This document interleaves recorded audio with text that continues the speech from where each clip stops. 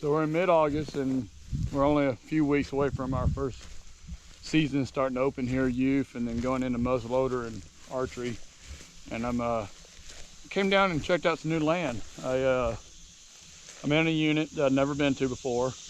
Get a lot of questions about this unit from people who's traveling out of state. There's 3 or 4 good chunks of public here, and I found one that looked really good to me. And I got on the old satellite imagery, and we marked up a bunch of spots out here. I got probably about a half dozen pins out here that I want to try to check out. Places that, one, I think are kind of hard access and not many hunters are going to go, and give the deer the low pressure, safe feeling. But also it has multiple terrain types or certain terrain features like CRP fields that I think will attract deer. So we're going to get out here, we're going to see what we can find and check it out. We moved a couple hundred yards down this field edge from the road. We're about to reach a corner where there's a transition point, and we have a couple different fields come together with a timberline in between, and then on the far side of that you got a pretty good creek coming off the headwaters of the lake. There goes a couple deer there, doe and yearling. But seen a few deer on the way in. That's the first 2 I've seen actually while I've been on foot, but I haven't made it very far yet. As I'm walking through the edge of this stuff, I'm seeing tons of beds. It's very apparent that there's a lot of deer here. We'll see what we start getting into in buck sign. Appears to have been dry for a while, so fresh sign is going to be difficult to see. I have came across a couple old mud puddles that are dried up and hard and just full of tracks. I'm sure as soon as I find fresh water, there's going to be tons of fresh sign coming to it. Probably about all I can see other than broke up dust and trails. But I'll bring it back in a second when we get down here in this pinch point. So we're in here at our first pin drop, and we have a field that we just came off of over here. Another field that runs up from the south over here. And then to our north we have a lake. You can kind of see water through here. And we're in kind of a tall timber transition point between all of it. There is several good trails here. It does look good overall. Probably a little bit more open in here right now than I prefer. That can vary year to year though. There is some stinging nettles and browse on the ground, but not a whole lot. There's definitely a good amount of trails here. Be interested to have a camera here to see what kind of travel. I mean, just this trail I'm walking right now is beat up real good and consistently used. Plenty of options in here to hang on trees. Whether you're in a saddle, a climber, a lock on, or whatever. So, definitely not a bad spot.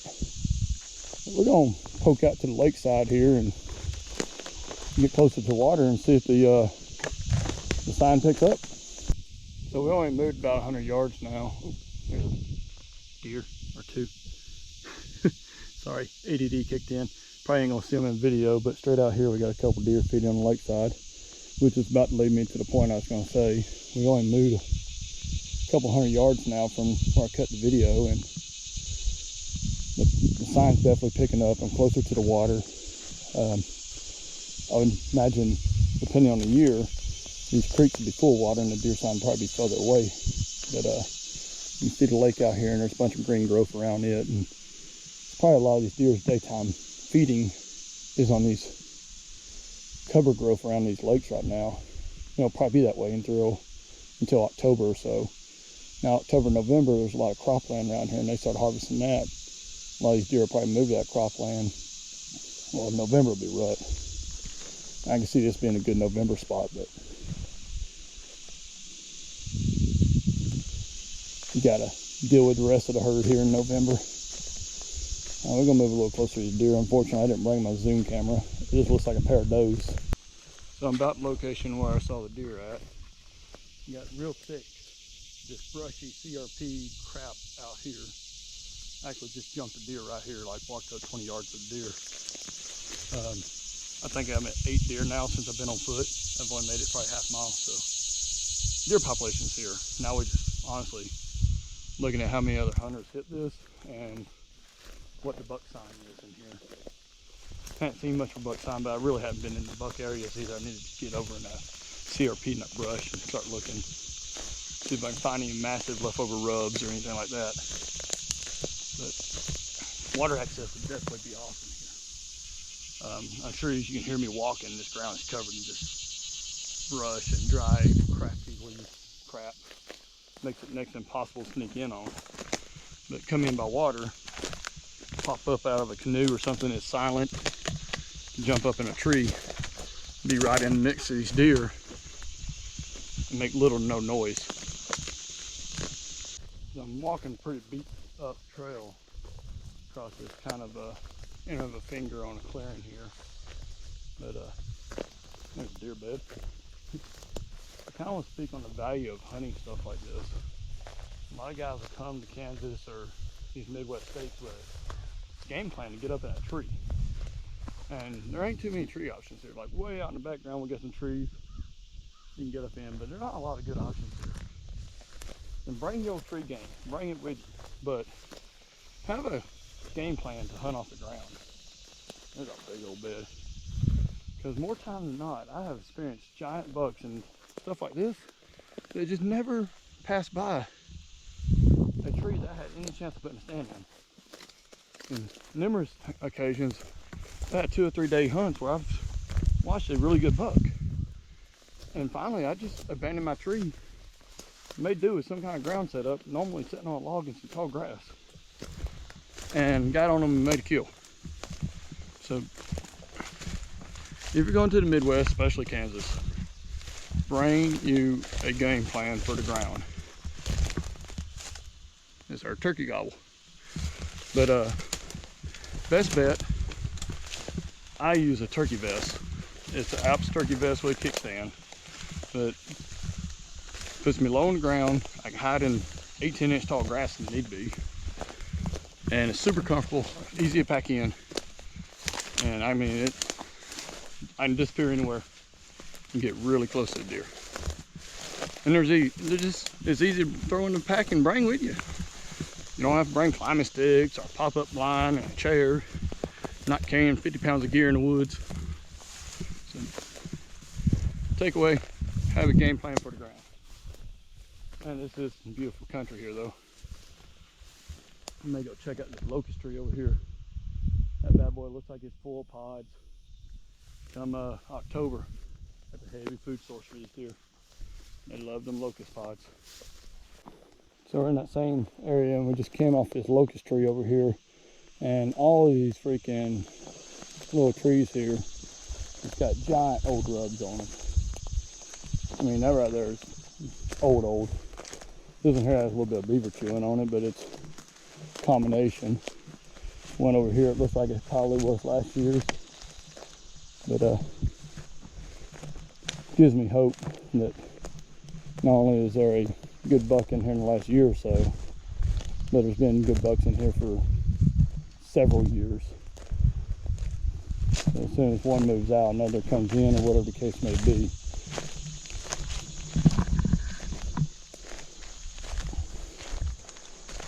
Yeah, that was definitely last year's. I'm gonna work on around this. There is the first impressions of good buck sign. That tree right there, they just destroyed, took the whole thing away. Yeah, this lake is extremely low right now. Definitely changed the lay of the land a little bit and given these deer a lot of good food sources this year.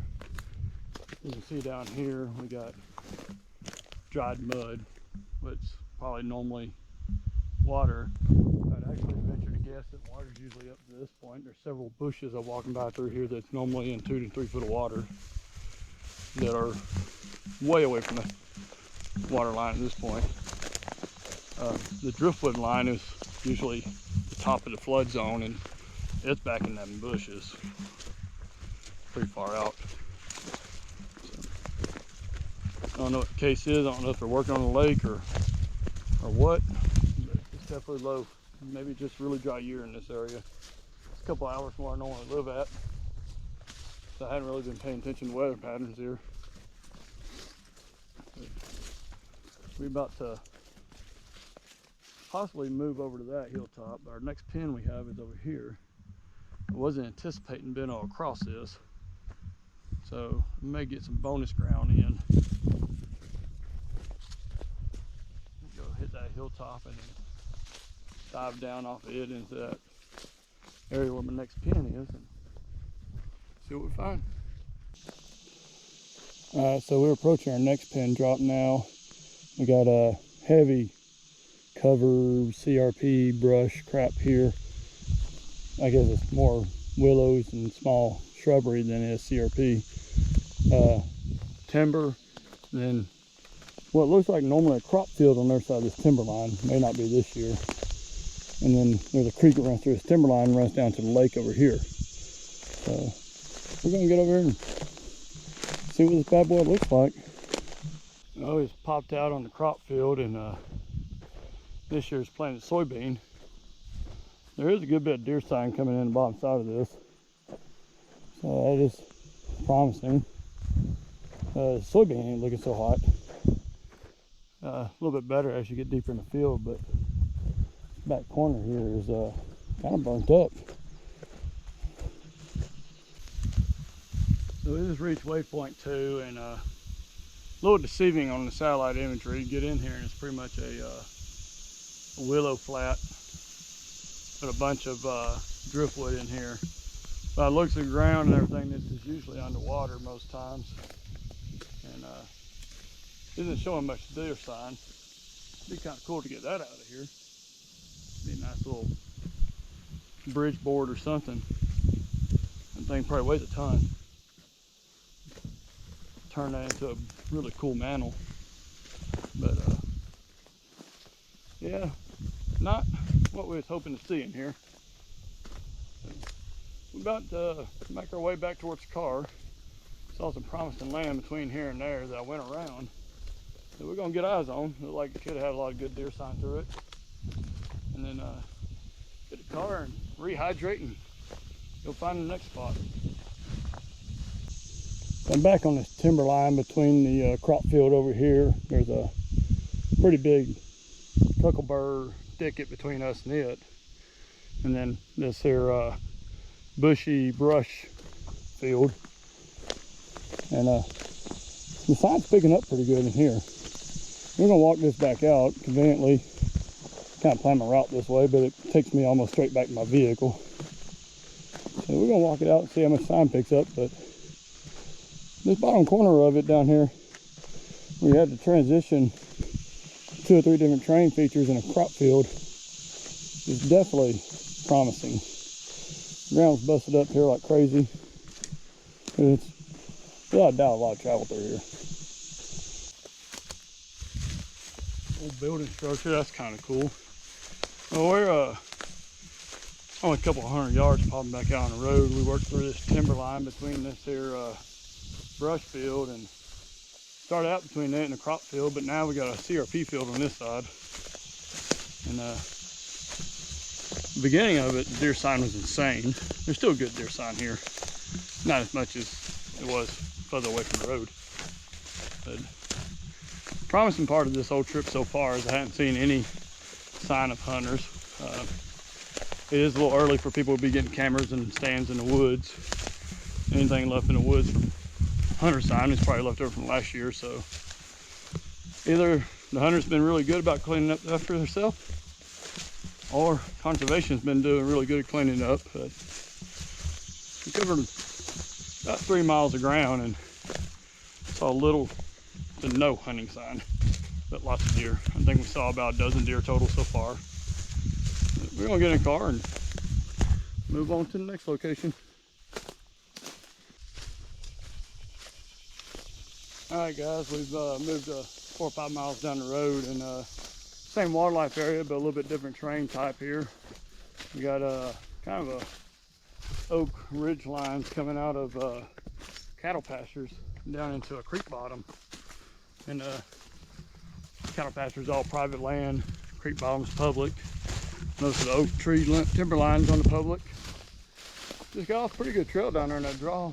We're gonna get on up in here. I got about a mile or so until a pin drop I'm placed, and got high expectations for this area, but we're gonna get back there and see what it is. Now we're getting into more bucky territory. Got a cow pasture up here. Got this draw through here, and it's just super thick down in this draw. Lots of old bush rugs. Almost every other bush I look at got evidence of a rug from last year or prior years or whatever. I mean, I don't know how wide this draw is. I haven't really got off the edge yet. Kind of plan was to shoot up the edge, get to where I want to go, and come back down through the middle. But we got some good looking terrain here. I've been following trail for a while, and I ended up having to drop down this creek bank because it runs down to a river behind me, and got this chewed up. They've been coming through here a lot and feeding and grazing through here a lot. Going up that bank and then going up around here towards cattle pasture. There's a heavy trail coming down over here. The trail I've been following for a while has a couple old ground scrapes in it. Good sized freaking bank here we're going up. Lots of old oaks and browse brush under it. Conveniently, there's a pretty good sized river with a lot of water in it. Parallels this, so my trip would be a lot easier if I brought a canoe. In the end, water access is a very real option here. We just came down through here, and this whole hillside covered in beds. Beautiful land out here, but had to stop for a minute and look at the view here. It'd be awesome to sit out here with a rifle. I mean, I don't know how much deer comes across this landside here, but you can see forever. It's just awesome. We got about another 3/4 of a mile to get in here. And heck, I can see a 1/4 of a mile of it right here. The whole way, just lots of deer sign, lots of beds. It's a very huntable location. Looks like it's almost forgotten. Man, there's a lane through here. It goes down through the woods and everything. Boy, they've been bedding up under this boat arc here. Nipping off the limbs on these stinging nettles and stuff.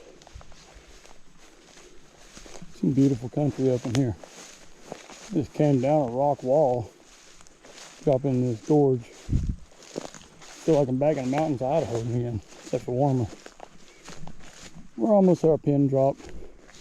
Basically, it's across the creek and a couple hundred yards further up. But I think there's a pretty good deer crossing the Rock Creek right here. And we almost there. Well, I'm walking up this creek and got a feeding deer out here about 60 yards. I'll kick video on, walk towards it and see how close I can get. It's pretty loud right now, so I don't know if it's a buck or doe, but we're gonna walk up here and get his attention.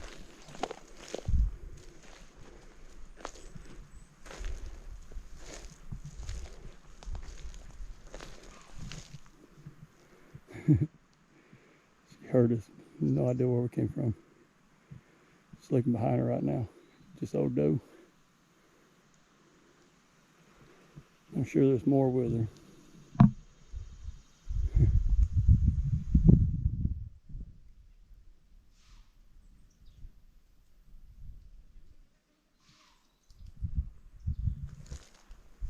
Some old ground scrapes on the ground here under me. Oh, there's a couple more. Alright, finally up. I had two right here beside me I didn't know about. They're probably bedded up in this tall grass. It's a good sign. I mean, ultimately, this is my pin drop I was looking to go to. Walk up on it and there are deer standing in it. You just can't really get better sign than that. Well, it's popped up out of Timberline where I saw those does at. And got a pretty good looking CRP Field up here. Couple little draws comes across it. Another other side of the hill here. Kind of the target area to see in here. That Timberline, the CRP Field, and that creek where they all come together. There really isn't any crop fields in this area, but two of the things that really attracted my attention in this area is one, it's a long hike back here. You can shorten it a good bit by using water access, but still you got probably a 3/4 mile hike once you leave the water. And two, these cedar thickets, which the private land that surrounds this is all cedar thicket. In my experience, has held a lot of big bucks. So we got oak bottom on the public. We got the CRP fields, which gives them a lot of browse. And then we got cedar thicket for security cover. And we have distance from parking area or access points. All of which, in my opinion, could make this a really good spot.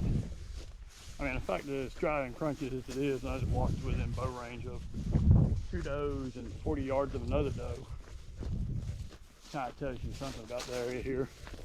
And hell, I was talking to the camera when I walked 40 yards of that one doe. There's a pretty good bed right there. We're gonna start making our way out of here, get back to the car and get home to the wife. If you see anything good sign-wise between here and the car, we'll bring you back in. Definitely could have benefited from using the old canoe here. As I get to the bottom end of this, which I covered a lot of really good ground by foot, that allowed me to see the sign, but got the water access coming off the river up here. I can run the canoe all the way up that. These deer are coming in here heavy hitting the water right now. Both sides of this bank just tore up and loose dirt and gravel, and these deer coming up and down this bank. But yeah, I definitely could have canoed up to this point and walked 3/4 mile to the very back end. All kinds of deer tracks down here in the mud and everything else. You can see where they're just coming up and down this bank like crazy, crossing over and everything. Here too.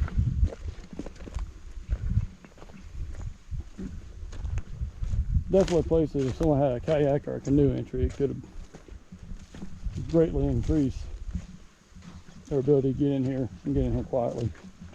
I mean, here in a couple of weeks, if we don't get any rain and we're on the beginning of youth season, this could be a really good place to hunt. You know, there's a lot of small tracks here, a lot of does and fawns, but there's some big ones in here too. Well, we're almost back to the vehicle. Just about another 3/4 mile of land that I already covered, and we'll be back at the car. One of the intents of today was to try to find that forgotten land or the untouched land. Purposely look for a WMA or wildlife area that was pretty far out in the country. Don't really have any big cities or populated areas near it. On top of that, I started targeting spots on that particular wildlife area that was hard to get to, just outside the reach of the average hunter would want to try to do. And I think we did it. We definitely found some low pressure deer and some low pressure land that looks really good. I hope you enjoyed watching. We'll see you next time.